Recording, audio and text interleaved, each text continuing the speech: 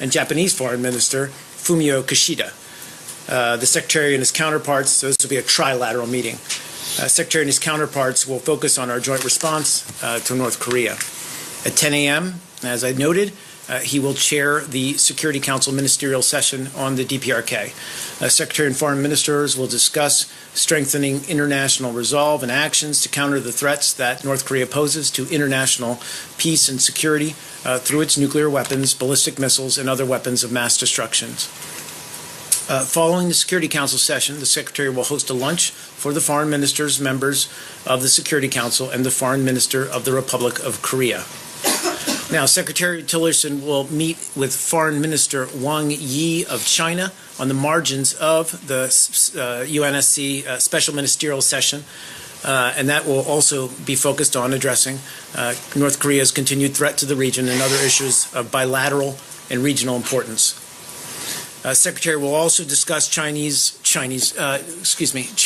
unique leverage over Kim Jong-un regime and ask Beijing to use their influence to convince or compel North Korea to rethink its strategic calculus. Secretary Tillerson will also note that the United States seeks stability and the peaceful denuclearization of the Korean Peninsula and remains open to negotiations towards that goal, while remaining prepared, of course, to defend ourselves and our allies. Lastly, the Secretary, the Secretary will then proceed to a meeting with the UK Foreign Secretary Boris Johnson. Again, in addition to North Korea, they'll also discuss Syria, Northern Ireland, and other regional and global issues of mutual concern. Secretary Tillerson will also meet with the Foreign Minister of Kazakhstan to discuss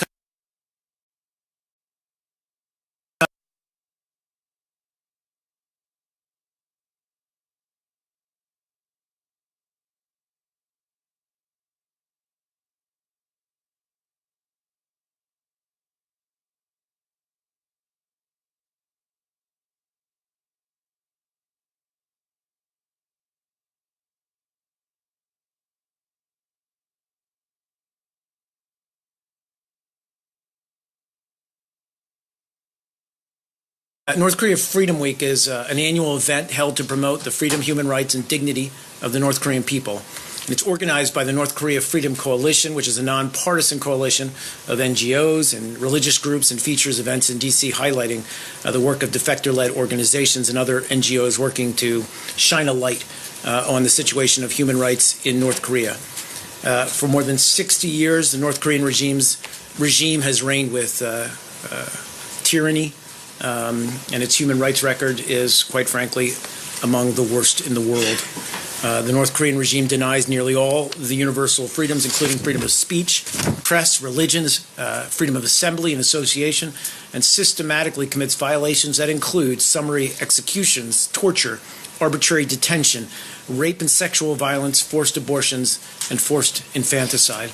We remain gravely concerned and deeply troubled that North Korean regime under Kim Jong-un prioritizes the advancements of its missiles and nuclear program at the expense of the well-being of its people.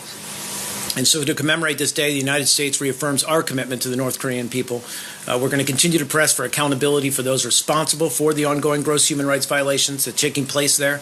And we're also going to continue our efforts to increase the flow of independent information into, out of, and within this isolated state. That was a lot at the top, but one more thing. This is, believe it or not, my last briefing as deputy spokesman. It's with mixed feelings that I reach this moment because I've loved this job. Honestly, I was just telling a group of young kids who were brought in to take your child to work day earlier today that to me, this was the greatest honor that I could ever hope to have as a Foreign Service officer.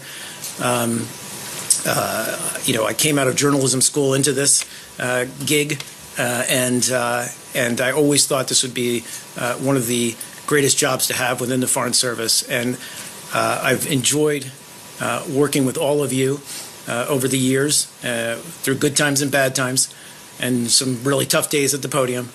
but I respect fundamentally and with all of my heart the work that all of you do in carrying out your really important roles in our democracy. And I want you to know that.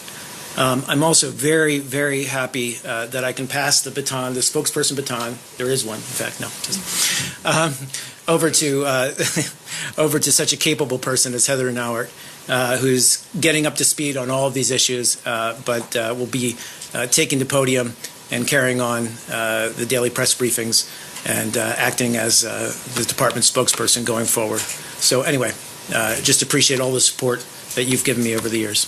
Matt, over to you. Thanks, Mark. And before I start my policy question, I just want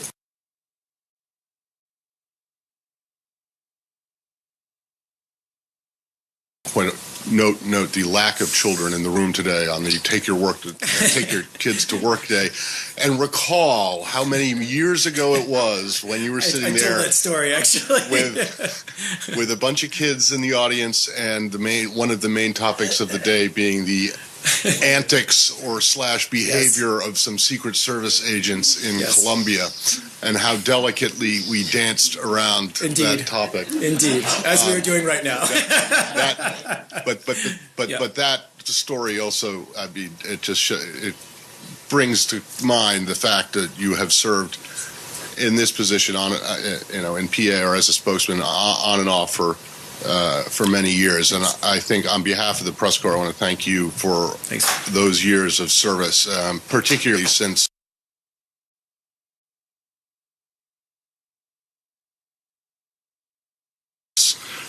January, over the course of the last couple months, when things have been, as they often are in transitions, unsettled to say the least. And through it all, you've been incredibly professional. Thanks. And really just, I think, the model of the kind of career foreign service, civil service officer. So on behalf of all of us and on behalf of the public, the American public, thank you. Thanks, Matt. I really appreciate it.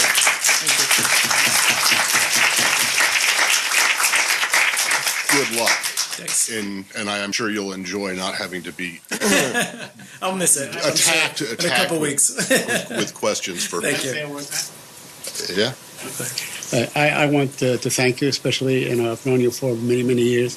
I mean, I've attended briefers all the way back to Richard Boucher. You have been really solid and professional. I never once took your accommodating me for granted or indulging me all throughout. I really appreciate it. You have always been there for us. Thanks. So Godspeed and good luck. Thank you. All right, thanks. Enough of this sentimentality. Rank sentimentality. Yeah, there you go. Rank sentimentality. So let's go to the most unsentimental thing we can think of, North Korea. Got it. So after the briefing that the secretaries and DNI gave yesterday to members of Congress, numerous people who were there came away not particularly impressed with the presentation and concerned that the briefers had not expressed or put forward a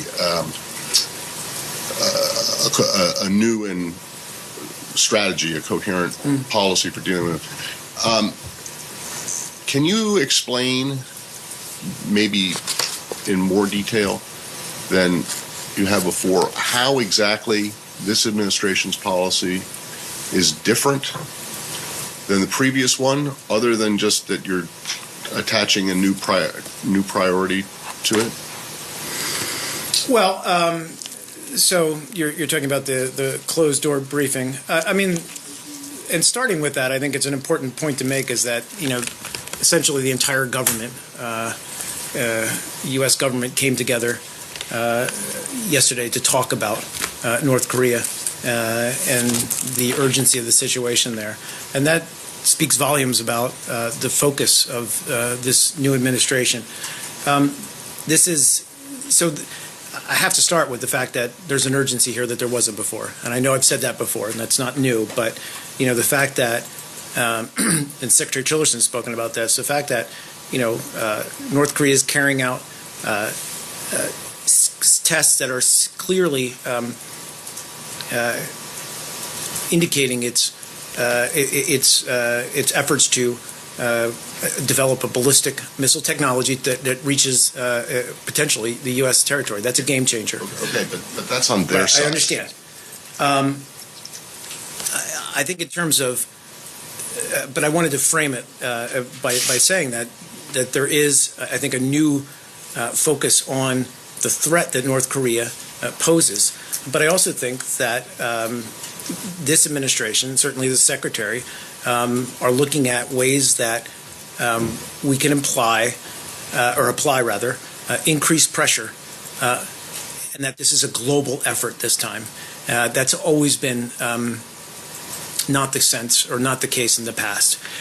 So one of the things the secretary is going to try to build through his meetings tomorrow in New York is a sense that the global community as a whole needs to stand up to North Korea and needs to apply pressure on North Korea. Certainly we've talked a lot about China's role, significant role in that, and that's a key aspect of this new strategy is putting pressure on China, convincing China that it needs to do more, but it also needs to be a global effort.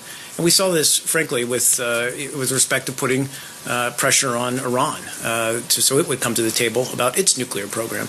That all of the talk about sanctions, or even indeed sanctions implemented, or rather, all the talk about sanctions in the world isn't going to solve the problem. It's only when those sanctions are actually implemented, pressure is applied consistently. Okay, well, that sounds then as though the administration is going to take an approach very similar to the one that the Obama administration took with Iran.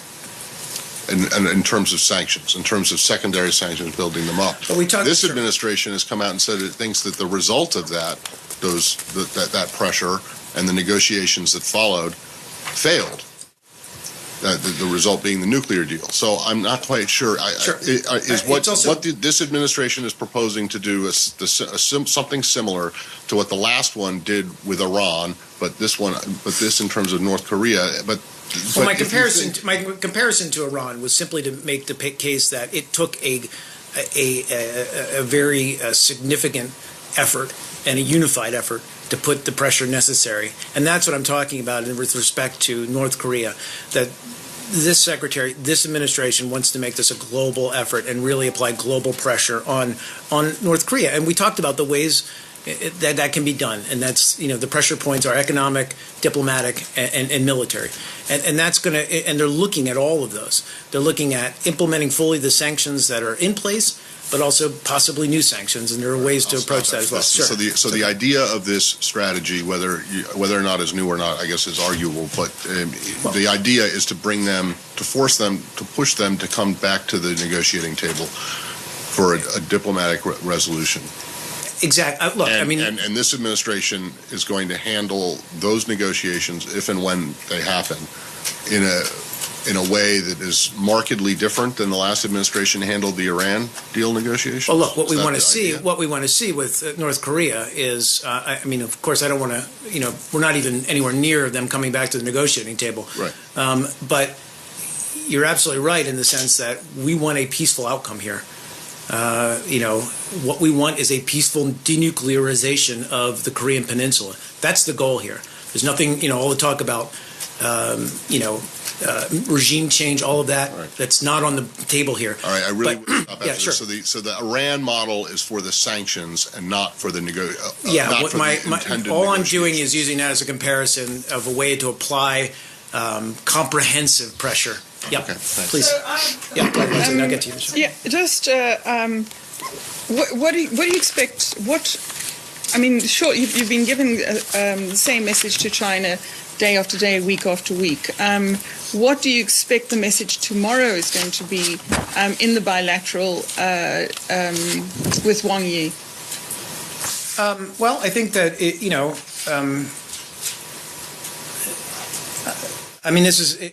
there's not going to be a markedly different message here.